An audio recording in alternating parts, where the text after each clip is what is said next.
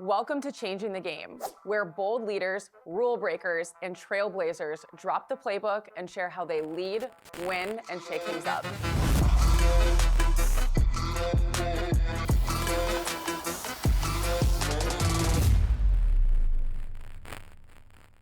Hey there, it's Jordan, your host. If you've been loving the conversations on Changing the Game, I'm excited to introduce something new.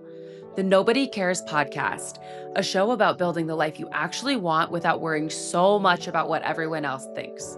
We're talking confidence, wellness, identity, relationships, and the reminder that nobody is thinking about you as much as you think they are.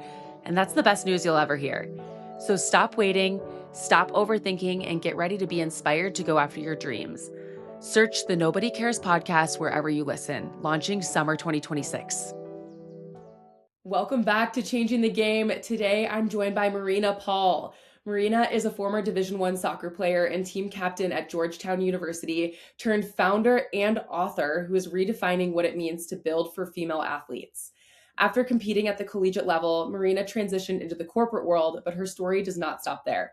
In 2023, she founded SuperHera, a company using data and technology to design sports gear that actually fits women's bodies, challenging an industry that was never built with female athletes in mind. Marina is also the author of Becoming a Superhero, and she's been candid about the pressures female athletes face around body image and performance. Today, we're talking about her journey to D1 soccer, her transition out, and how she's now changing the game for the next generation of women. Marina, I'm so excited to have you here. I'm so grateful to be here. Thank you for creating this podcast and a space for us to talk about these stories because we know it did not exist when we were still playing college sports. So thank you. I actually really appreciate that because that's literally the main reason I wanted to do this show was because when I was transitioning out, I had a very, very hard time understanding what was next in my life. I really didn't have another passion outside my sport. And so I really struggled. And so now I get to showcase founders like you and amazing women who have gone through maybe something similar, but figured out the path for them. So I'm excited to share your story with the listeners. I know. I'm excited too. And I think that there's so many athletes, specifically female athletes, but a lot of male athletes too, that have created companies based off of their experience in college sports. Probably because it was our coping mechanism. But I mean, you created this podcast. I created SuperHera. It's really cool to see what comes out of that transition after sports. Yeah, being an athlete is such a defining experience. I don't know how to explain it to people who have maybe not had that same experience and part of me thinks it's because when we were going through our sport, our brains were still not fully developed. And so now it's like been imprinted on our personalities. Like I've been out of my sport for over 10 years now, which is so gross to say. I know.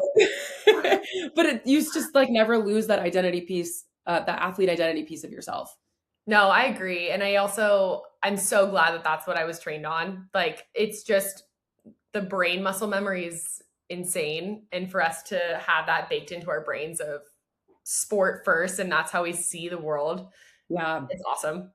I totally agree. And I want to get into your amazing background because obviously your background was what led you to found this amazing company that's doing great work for not only female athletes, but all athletes. So I kind of want to pave the road for our listeners.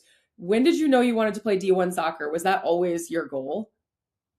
Yes, I wanted to play a sport in college. I had an older brother who's 2 years older than me, one grade older than me, and he was going to college for sports, and he ended up playing baseball in college. And I just always saw that as a path. I'm like, that's exactly what my goal is to become. I wasn't sure if I was going to play volleyball or soccer, so that was kind of a toss-up, but I just loved sports so much, and I just loved competing at the highest level. And I'm so grateful for my parents because they gave me an opportunity living in Southern California to be on some of the top club teams. And they were not cheap by any means, but they shuffled me all around the country to play and compete with the best competition, with the best coaches and things like that. So it really exposed me to wanting to compete at another level. I think something that's also really important is they made me play more than one sport. Yeah. So I just grew a passion and love for sports in general. And I truthfully would not know what I would do in college if I wasn't playing a sport. I'm like, it takes up so much of your time. And even now on weekends, I'm like, what do I do with my life? Yeah. Because sports are such a big part of it. And I still believe I'm like a student athlete through and through in the way I approach life. So, I yeah. love that mentality. Yeah, it's like the dual personality. The athlete mindset truly does never go away. And I love that you said that it's like, what do you do with your time now that you don't have your sport? Because you think about the way you grew up and or even look back to the time like I coached when I was done playing and you Yep. still have no time because you're coaching, you're a part of the team. Yeah. It's wild. Like you look around now and you're like, wow, I can do some whatever I want on my weekends. Yeah, like, what is a hobby? Because That oh my god, just sidebar on that. My husband and I last night were talking about how like we want everything's so expensive now. So we're like, we should find some hobbies that we can do at home that aren't like sitting on the couch and watching TV. So God, finding a hobby as an adult is like even tough. I know. My boyfriend and I are like, should we just go to the gym? Like, what should we do that's like athletic? Oh, we'll just go watch a game or, That's all we do. I know. all It's like sports. work, gym, cooking, watching a sport. Yep. Yep. That's it. And it's like, there's not a lot of creativity, but beyond that. But Yeah. no, college sports were such a big part of my family's culture too. And it was always one of my dad's biggest regrets. So he's like, if you get the opportunity, go play a college sport because you can always decide you don't want to do it, but just get there. And we were around people who wanted that next level or wanted to be professional athletes. So it just became second nature. I didn't even really think about it. Yeah. Just surrounding yourself with that level of ambition, I think Hmm. even goes a long way. Just, Hmm. you become kind of a byproduct of the 5 people that you surround yourself with, is that phrase. So I totally agree that college sports also sets you up to be surrounded by other driven people. So when you or I guess how did you decide Georgetown? Like how did you land there? This is gonna sound so lame, but I like saw it in like a movie. No, that's not Wow, lame. it's mentioned so much in movies. That seems really cool. Because I grew up in Southern California, so I definitely wanted to go to the East Coast. My family was from there, and I wanted incredible academics. I also kind of knew that if it was a place where a lot of politicians, powerful people, entrepreneurs came from, I knew that that would help me wherever I was going to go next. Yeah. I kind of understood the power of a network early on. And so I just knew that whenever I had a Georgetown name next to me on my resume, that like that was going to get me further. Thankfully, they also had an amazing soccer team. And my other goal was to try to win a national championship. So we almost did that. But I think being able to have such a phenomenal network of people from Georgetown to now just automatically help me because we have that connection in common is has been phenomenal. Yeah.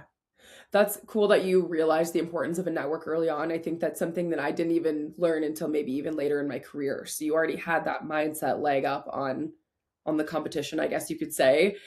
Yeah. What was your you ended up becoming captain too for your team. So what was that journey like? And I guess what was your favorite moment for playing? It's so bizarre because if you look at I talk about this often, but if you look at the start of my career, I was battling a terrible eating disorder. I came in freshman year playing and everything, and I also was in a bad relationship, and I also was battling an eating disorder and felt very uncomfortable in my own skin. And I look at that, and then you look at junior year, I was named captain. It's like it's obvious to me now, but it was so disorienting in the moment. It's like I'm hiding this thing that's like taking over my life inside, and yet you want me to lead all these people. But I think what I was naturally good at is just connecting with people on my team, being able to see people for genuinely what they're good at and what assets they bring to the team, and like how a team is actually formed, especially on a soccer field because there's so many players and what everyone's unique skill sets are. And I think that that's probably why my coach selected me to be that, not because I was the best player, but because that's what I could help him do and choreograph this team that actually worked together to accomplish pretty cool things. So it's funny because I look back on it and I see two different images of college as like me struggling, but me also succeeding and leading a team to do really cool things. And I think that's probably a story for a lot of people that come from college athletics and just athletics in general. Following the 2026 Winter Olympics, it's like you hear these athlete stories, and we're all crying, and I'm like, oh my gosh, it's so dark and deep, and also so beautiful and incredible at the same time. I saw your post and I actually reposted it before our call today. I saw your post on Alyssa Liu and some of just the other female athletes and how she, she quit her sport early and then redefined how she would come back to the sport on her own Mhm. terms. And obviously it worked out great for her. She won a gold medal. So I, Exactly. I just, I think your story is like, it's like that. I'm struggling with something, but I'm going to step into this leadership role, step into my own power. How did you make that shift? Like, did you have that like encouragement from your coach, or how did you really say like, okay, I'm going to actually step into my leadership role here? I I don't want to say that it's like I think it was just ingrained in me from when I was younger that it's like not about me. Though I had moments where I was very selfish in my career, I think I honestly credit my parents with this. They're like, if you're having a bad day or you're not playing, it's your fault. And so you need to figure out, you need to take ownership and you need to figure out how you can get a better grade, go to office hours, go, to the coach, go to extra sessions, all that. And so I just knew that even though I was having a negative experience with my health, I knew that I also had the power to get out of it because of a choice I made within myself. Mhm. I also learned that it's a lot bigger than me. But then in my 5th year, after tearing my ACL twice in 9 months, after going through the whole eating disorder situation, after being a team captain for now my 3rd year, that was like one of my darkest moments ever. I did have a coach pull me out of it, and I respond well to tough love. And they just said, like, basically, like, you suck as a person right now, and you're taking the whole team down with you. And so you need to change your attitude immediately, or else you're not going to be on this team anymore. And so I did. And that led us to a Final Four. And not just my attitude, the whole team contributed to that for sure. But I think I just had people around me that always have told me, like, it's within my control how I approach situations. And that's all I can control as well. I love that lesson. It Yeah. sounds like you also had the trust of those people. Like Mhm. you were given tough love, but you trusted your coach's opinion on in that moment. Yeah, I specifically had one coach, Lindsay Hokinson, who I talk about in my book, but she was like one of the most transformative people in my life. And she was only 2 years older than me. So she was 24 as 22 as a 5th year. I'm like, how are you so wise? But it's insane. And I think we saw a lot of ourselves in each other, and she saw the competitiveness and wanting to do big things and also the frustration of being injured. And she also was like, it's also not about you at all. So you need to figure out how to make it about other people.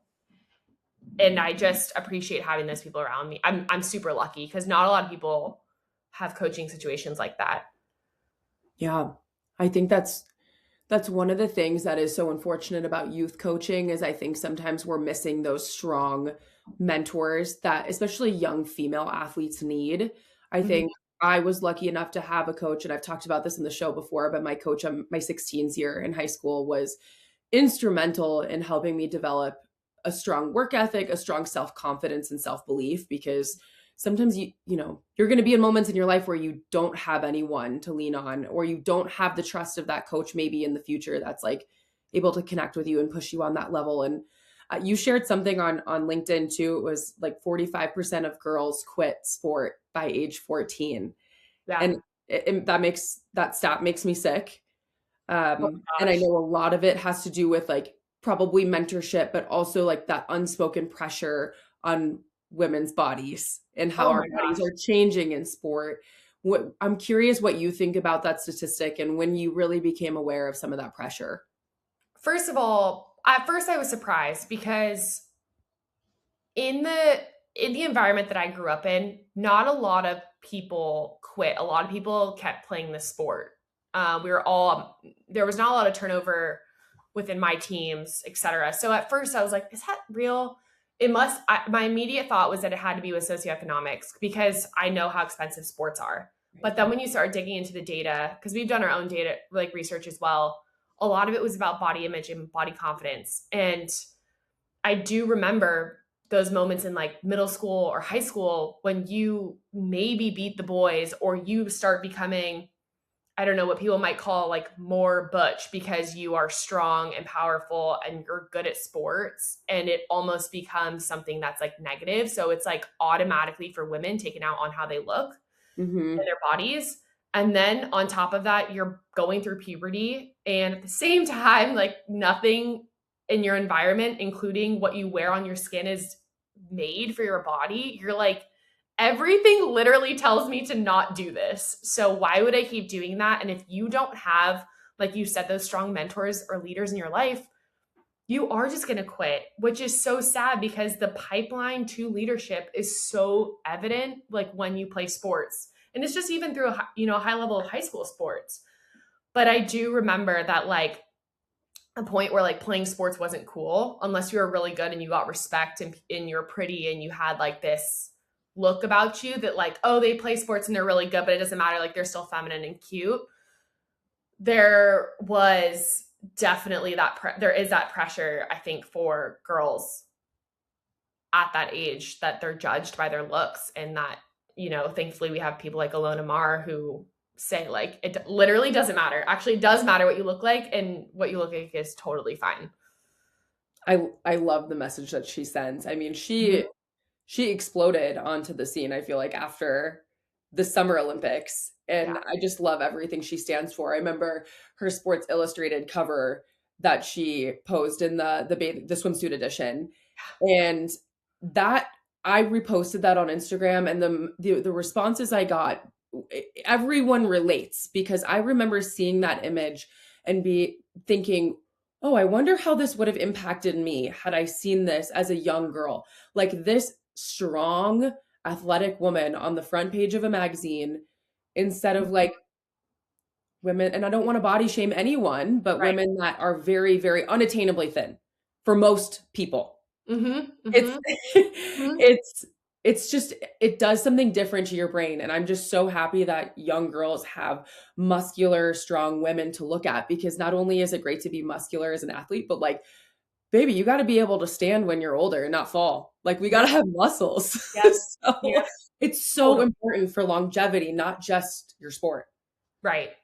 Preventative health for sure. And I truly believe that believing is seeing. I'm a huge believer in that. And I Mhm. think our role models, especially when you and I were growing up, it looked a lot different than Alona Mar. And it wasn't that long, that there's not that much time difference, but the role models was more Victoria's Secret, not strong, powerful women, even in a CEO position. Yeah, And I think that role models shape when you have this vision of who you want to become. That's the thing that you kind of look at. And so it's disorienting when you're a strong athlete that likes to compete and you're hard-headed and you see version that's not this version of a role model that might not fit that. And so I think what I love about what's happening now, and I think that social media has its curses, but I think it's also amazing in that we're able to get access to these role models so much easier and be able to use our own platforms to reach a much bigger pool of people, especially younger girls. absolutely. I think seeing people that have your similar body type to be strong and capable is so powerful, because now we have Mhm. access to so many different, just like, influencers in sport or gym influencers, and right, there's some negativity out there, but like, you have the capability to find people that value the same things as you and maybe look similar to you, so you can train in a similar way, and just all those capabilities are at our fingertips more than they ever were in the past. Oh my gosh, yeah. And I will say, after working with thousands of athletes now, female athletes who maybe have like the perfect body type that's in magazines, or the athletes who don't have that at all, like the entire spectrum, every single female has an insecurity about how she thinks she looks. And I think that's actually empowering because it's like, oh, like even the people that you think have the most confidence all struggle with something. So it's like, how do we all get out of this together? Because it's not just one versus another. It's all of us just trying to be, the best that we can be for ourselves. Absolutely. When was the moment that superhero was born for you then? When you were going through this, did you think like, Yeah. I gotta do something to change this? It's so interesting because Outdoor Voices was coming out. Lululemon was really taking off. I think Fiore was like just starting. So I think the athleisure boom was very real. I'm like, oh, this is like totally going to solve the issue for making women's apparel. And then soon realize they're not interested in making soccer uniforms or things to compete in because that's not their market. I just didn't think, I mean, you have these massive companies, you have the most recognizable brand names in the world, Nike and Under Armour. And it's like, how would you ever compete with that? So, I mean, I was kind of like, you have to be a lunatic to like go after this market. And everybody told me that too. But I'm like, I just know that I saw around my Georgetown locker room, not just soccer, but across every women's locker room. I'm like, there's like a fundamental issue with like how these things fit. And this is just not right. So when I was in school, I didn't necessarily have this idea, but I loved consumer products. I loved the idea of building something from scratch. I got access to a lot of founders through the entrepreneurship program. And I like worked for a startup. So I knew how to keep a business like above water and like to start one and to scrappily build it, which I think is super important to getting things off the ground because that's usually when a company fails. It's like in the first 2 years. So I just like really was obsessed with this idea. I had worked at a Lululemon and then like a Lululemon affiliate kit in Ace before. So I really understood product and what customers wanted working on a merchandise or a retail floor in fabrics. So I loved that idea. I just had like no idea how it was going to get actually into this business. And then the idea started when I think it was about, I mean, it was like in 2020, I moved home with my parents into my parents' house. Cause it's like, oh, I'll save on rent, but maybe I'll just tinker with this idea. And I just started like researching fabrics. How do you like make something? So it took me a while to kind of like get started. Plus all the factories are closing down because of all the different variants of COVID. You hear all these horror stories about the fashion industry and like a lot of them are real. And then a lot of them aren't, but like a lot of them are real and like trying to get started and everything and like figuring out who's not going to screw you over. So I learned all that while I was still had a full-time consulting job, but I just started to tinker with it. I'm like, if I never start this, like I'm literally never gonna get done. But I also had a full-time salary that paid me really well. So I was like, I can suffer at night and on weekends to try to figure this out before I go full blown into it. And then I just moved back to Georgetown. I moved back. I told my parents I just wanted to move back to the East Coast, and then I quit my job. And then I called my mom, was like, already quit. You can't tell me I can't. And Yeah. I'm like, late 20s at this point. And then I just sold Georgetown entrepreneurship. I'm like, I'm building this thing. I've already worked at a Georgetown startup before. Like, I need you guys to help me out. And so they gave me a space to work. They gave me connections. And I just drove all over the Northeast and flew all over the country trying to build this thing, starting with apparel first and learning how production was happening and learning like the biggest pain points of the industry. And then that led me to this sizing technology that we've been building for almost the last year. This is why I love talking to entrepreneurs. And I just love entrepreneurs in general because you started that story saying everyone told me I was psycho to try this. And you're like, well, I'm going to do it anyway. Like Yeah. Yeah. everyone's going to tell you, no, oh, that's risky. And your dream, like what your dreams are risky. But entrepreneurs just find a way to make it work. And I just love that about the grittiness that you have. Yes. And I mean, it's literally no different than sports. It's like when you're down 2 goals and you're like, all right, I just got to find a way to, come back and win. I didn't really know the percentage of athletes that play Division I sports, and I really don't care because I think that there's awesome athletes at every level. But it's like when someone told me that it was like a very small percentage, I'm like, oh, that's cool. Well, I've done that, so I'll just bet on myself going into this, right? I just don't think that there's a lot of. I think the biggest risk is honest at my point because I didn't have kids or any liabilities. I think the biggest risk was like being in my 50s and I hating my life. And I was like, I'm just going to take this jump now so that I don't regret something later. And luckily, I had the finances that I had saved up to be able to do that and like being able to live with my parents. Yeah. So, yeah, but I think it comes back to believing yourself. It's all what's been ingrained in us from sports. And like, no matter what you do, you have to have that skill or else like you're not going to become, I think, like who you actually want to become. Yeah. So 100% in agreement with that. It really hit me when you're like, I don't want to be 50 and hate my life and think back, oh, I should have done this, or I always wanted to do this, but I never did. I think that's what we hear often is people older in age saying, I wish I would have done this when I had a bigger appetite for risk. And that's Mhm. what's so great about being able to just take the leap. Right. And I would say if there are older listeners too, I don't want to be 50 and be like, at 70, I wish I would have done this at 50. Like I want to keep taking those risks throughout because like my goal is to have the most interesting life that I can Yeah. and try to do as much as I want. And it's never too late. It's never too late to take the risk. Yeah, not at Yeah. all. You don't have to be Forbes 30 under 30. Like you don't have to have any of those things Yeah. done. So That's so funny you bring that up. I brought this up on the show before, but I used to be like, when I didn't know what I wanted to do after my athletic career ended, I was like, I'm never going to be the 30 under 30 because I haven't started something. I don't know what I want to do. None of that matters. Like everyone starts at a different point in our lives. It doesn't mean you're better or worse. It's just a different path and you can still always make the decision to go for it. right, So right. that lands with me for sure.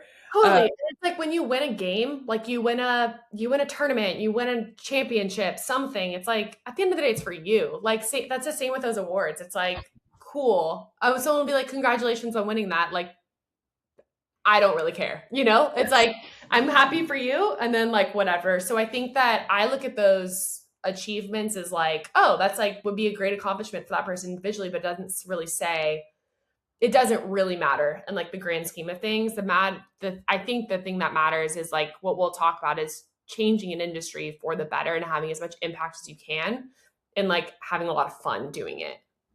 Yeah, the fun is so important. I want to Mhm. hear a little bit about, or tell our listeners what Yeah. SuperHera is. What do you Yeah. guys do? Great question. So if you've ever had a jersey, shorts, anything that just doesn't feel like it fits your body right, we are trying to be the gap between your body shape, how a garment fits, and your fit preference so that you get the most accurate size you can. And then also use the data that we collect from all female athletes, all male athletes to inform future product design. This all comes from my background of learning the entire sports apparel industry, understanding how products were made, and really learning that a lot of women's products specifically are not rooted in actual data from female athletes' bodies, which is why you're not wrong if something doesn't fit you because it's not rooted in data from volleyball players or soccer players or rugby players. So I saw this massive opportunity when I was creating apparel. I'm like, oh my gosh, there's so many different body types. I definitely didn't get it right with apparel, but I'm like, what if we were able to build a technology that was only based on athletes' body types and segmented by sport and then also by gender because male anatomy is completely different. So we could best predict someone's size and then in the future help shape the future of apparel. And we were able to build a body scan only on athlete data, which there's no other body scan in the world that's like that, which means we're super granular into like how athletes' bodies are actually shaped and function and the measurements of all of them. And So you save people a lot of money too. Sorry, were you going on? yeah, no, and I was like, did I answer your question? Yeah, But you definitely did. yes, so a lot of, I mean, it adds up. It's like when you look at your receipt and you're like, whoa, I spent this much on coffee this month. But it's like when you think about how much every team orders extra because they just don't know how a piece of apparel is going to fit. A lot of athletes, when they're in high school or college, their bodies are growing so much, they have no idea what their size is. Their mom probably knows, but they have no idea what fits them. And we want to take that burden off of knowing how you fit into clothing, knowing what your body shape is, and actually help you pick garments that fit you best. So, like taking the size out of the equation because sizes are the most inaccurate, inconsistent things that exist. So, for all female athletes out there that struggle with their sizing, it is literally nothing to do with you. It's just this thing that's made up that it's not consistent. So, we want to take that burden off of everybody's mindset, but then we say these athletic programs, some can be up to hundreds of thousands of dollars because of how much is being over ordered that doesn't actually fit. That's amazing. Yeah, the sizing piece is so frustrating. I mean, it's spot on. I mean, I could be a size small all the way to a size large just depending on Mhm. what you're looking at. So yeah, Mhm. I'm sure the cost to universities, teams, clubs is huge when you're over ordering so many pieces of equipment and apparel. What's one thing you mentioned that you learned a lot in the sports apparel industry? What's one thing that shocked you when you started SuperHera? That's a really good question. I think it was more the validation that when I had experts who'd been in the apparel industry, so they'd work they worked at ateliers. So like think of the finest fashion houses. So they really understood how every stitch, everything is used to like construct a garment, all the way into athleisure and then sports apparel. When I brought them into like this scene of what we're given as like soccer uniforms, they're like, yeah, I would probably not eat as well if I had to wear this because of how terribly it fits. And these are people that have been in the industry, for 35 years. They again fit for all the most massive brands in New York. They helped create apparel companies from the ground up. So they are like behind the patterns and like how your body's supposed to fit into things. And they're like, if I was a 14-year-old girl and I had to put these shorts on, I would literally hate everything about my lower body because it's doesn't have any room for hips. The seams are way off. It's bunching and doing all these things in all the wrong areas. There's no room for like true female anatomy and muscles and glutes and all those things. And it was just so validating. But when you hear people like that coming from the industry and they're like, what the heck? I'm like, yes. But at the same time, I'm like, oh my gosh, we have so much to fix. Yeah. And then I think that I have a much bigger appreciation for what big brands have to do. It's really hard to get it right for a bunch of different body types. And as much as I want every single body and person to be appreciated, it's a significant challenge. And they have to meet certain margins and they have to stay in business. So I think I just see both sides a lot more clear. Yeah, wow. That would be extremely validating. I mean, my jaw dropped when you said that their response was, "Yeah, I wouldn't eat too." Like that just shows that there really is a huge space that needs to be filled here. Mm-hmm. Mm-hmm. Yep. And last thing I'll say just to support that claim is we did a study with Notre Dame and their anthropology department and Brooklyn College, and we interviewed about 858 college and professional female athletes. 39% said that they've restricted food to fit in sportswear, and about 55% said they have considered it. And we know that in self reporting, it's not actually always reliable, it's actually a lot greater.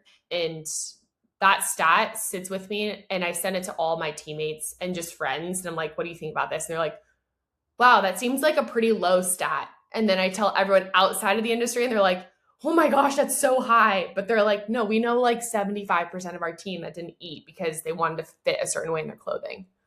That makes me sick. Yeah, It's just like how are you going to focus on performance if you're under fueling? you can't. It's literally like, and I think fully that my ACL tears were like contributed to like lack of fueling and those types of things, what that did to my body. But yeah, you can't. It just causes more injury and then you can't focus. Yeah. There's so many layers to this. I think I'm just so inspired by what you're doing, Marina, because I think there's such a need for this for female athletes and athletes in general. I'm sure Mhm. men also deal with some body issues in their sport as well. I think nutrition education is getting so much better. Recovery education is getting so much better. They're finally starting to do studies on women's bodies when it comes to Mhm. performance and recovery. And then now you're filling the space for the uniforms and making us feel good and be able to fuel well and perform well and not worry about how we look in our uniforms or feel in our uniforms. Yeah. And I'm so glad that you're doing something about it because it's Thank you. Well, thanks for creating this platform so I can share it with people. But I definitely am not doing this alone. There's so many people. I think I have like literally the best team in the world that works with me internally. And then I have so much support outside of this. And everyone from like our investors to my family to all of our friends who are like constantly sending me things like just try to make this intro to this random person, and I'm like, oh my gosh, I haven't talked to you in 2 years, like that's so cool. I there's like a huge community of support, so it's definitely not just me, but it's awesome to build. You've obviously built an amazing network. You saw that from an early age. That was important. So Yeah. I think that's so awesome. Where do you see SuperHera going in the next few years? What's your vision? Yeah, my goal is to be the sizing intelligence for like every single college. High school is tricky because photos with younger kids, 13 and under. So that's the only reason Mhm. why, but eventually high schools as well. I think that this is just going to become the norm of what you see when you try to get clothing, because brands are losing so much money on returns. It's like 20% of items are returned, which is significant to their margins. Yeah. So I want to be at every college. I want to start actually, I think we'll be working with big brands on developing actual designs based on real body data. And then something that just hits home for me, because at a young age, I had so many family friends that were in the military, is like really being able to impact the military, especially for women, but to make their garments fit a lot better. So we're working with some of the military academies, which has been really rewarding for me, because you feel like you're giving back to them as like student athletes, and also for the service they're about to, give for our country. And that's hugely important for me. And then I think long term, more mass market, I think fan merchandise and things like that. So we can just feel comfortable overall in ordering better garments, but definitely playing in the performance space as much as possible. So you're also a published author, which is incredibly cool. You wrote a book. What inspired you to write?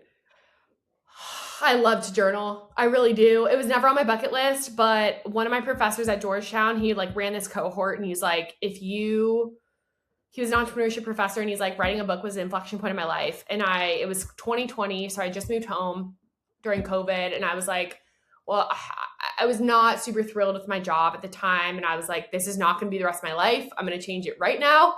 And I started writing a book, and I was just like, there's not a lot of books on female leadership, and not just like they, wake up at 7 a.m. and this is their schedule. This is what's in their bag. I'm like, what actually makes a true amazing female leader, which is what I eventually, called a superhero. And so I decided to write a book on that. And I wanted to like get over my trauma that I had experienced in college. And the way I knew how to do that was either playing sports through it, or writing through it, or creating something from it. So that's how I can like resolve those things. Like therapy works for me, but it also like I need to like actively build something to get out of it. And that's what inspired me to write it. And I was really interested in a bunch of different issues about like female dynamics and friendships and teammateship and what that actually means. And this idea that I'm obsessed with, which is like the freedom to perform. Because I think so many women crave the freedom to perform, but I think that we can be trapped by so many things that we think define us, like a body image, or what we think our career should look like, or how to speak up for ourselves, or what we think a family should look like, or not have a family, like whatever it is. I just think that we should all just try to have more freedom and like our own decisions of what's best for us. So I wrote it for those reasons. Yeah. Yeah, I think women are especially tough on ourselves. We take in the opinions of others far too often, I think, and the Mm-hmm. expectations of others far too often. And yeah, I think it's not about that. We have to look inside and say, how can I make this work for my fulfillment too? You deserve to be happy. And yeah, it's great to give to others, but how are you going to pour from an empty cup? You deserve a full cup. Totally. And my intuition's not always right. Like some people say their gut's always right. Mine, I'm like, mine's not. But at least it gets me.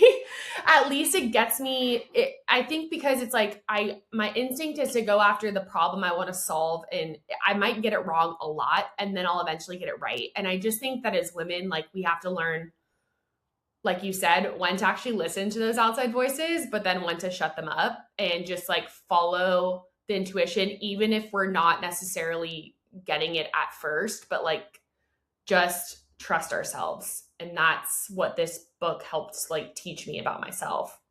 Every fail is a learning experience too. Like Oh even if my gosh. Yeah. yeah. Literally. I mean, you're a volleyball player. Like how many times did you not get a kill? Or how many times did you shank a dig? Like I'm sure you're great, but you know what I mean? Yes, Like, no, 100%. I think it's like somebody on the podcast earlier said like, oh, if somebody's batting 300, like that's a good, they're good, but they're hitting the ball 30% of the time. yep, Like, yep, it's not like crazy. yeah, it's like the statistics like they're low, but that's success. Yes, So yes. that landed with me. I'm like, yeah, that's so true. Oh my gosh, yeah, 'cause my brother's in baseball. I'm like, "You're just, like, so good at failing." He's like, "Yeah, I Yeah. guess I never looked at it that way." I'm like, "You literally fail all the time in your Yes. sport." It's It's crazy. so true. I don't have a great stat. I wasn't a hitter, so I'm like, oh, I don't have a hitting percentage of myself and how I performed. I was in the back row. I was a defender. So, but yeah, it's like the same thing. It's like you're not going to dig every ball. It's just like you have to get back up and tell them you're not going to get the next one. Yeah, I mean, I hated my mom at the time for saying this, but she was kind of so right. Like, when we lost in the Final Four to USC, which is I knew, like, half their teams just being from California, I'm like, "This hurts worse." Yeah. She was like, "Well, you learn more when you lose." That was like the first thing she said to me, and I was like, "I this is terrible timing." But in a sense, like she's also right. Like everything I do at SuperHera, I just think of it as all as an experiment, and then we just get better and better and better, and that's all you can do. 100%. Yeah. Marina, thank you so much for your time today. This has been such a fun conversation. I've really, really enjoyed it. So I just have one final question for you. I always ask this question at the end of the show. What does changing the game mean to you? I would say I used to think it meant being like the most popular and well known for the thing that you changed. Like, I think it was like changing the game was about more so like notoriety. When I was thinking about it as like a young kid, I'm like, you only hear about the people that like were famous doing it. I think changing the game is like being able to one, like know exactly who you are and being able to have the impact that's like most true to you on even just one individual. So to summarize that, it's like I don't think changing the game is like changing like a million lives. I think it's like being able to like truly impact one person in the most authentic way that you can. That's so true to you because I think that's the only way that you can actually have impact on people. And the way I try to do that is I genuinely my like goal is just to have women, men, whatever it is, like just show up as like they naturally are. I think when you can have someone be so comfortable in who they are, that's when you get the best output put from people. So I think changing the game is just, I guess, just being authentic with one individual at a time and like making them believe in themselves. Where can our listeners connect with you? Yes, probably Instagram at Marina Paul, just MARINAPAUL, and then also LinkedIn at the same, just Marina Paul. LinkedIn, I probably will respond more. Perfect. Yeah. I'm with you there. I have all of my notifications turned off on Instagram. Yeah, So I know. I'm on there kind of to check in, but I just for mental purposes, I yeah, try to steer away. completely agree with you there. Thank you so much, Marina. And also go check out SuperHera. Any universities that catch wind of this, check out SuperHera. You have to, I mean, I have a pair of the shorts. Marina's doing amazing things. So thank you for being here today and keep up the amazing work. Keep doing what you're doing. Thank you so much, Jordan.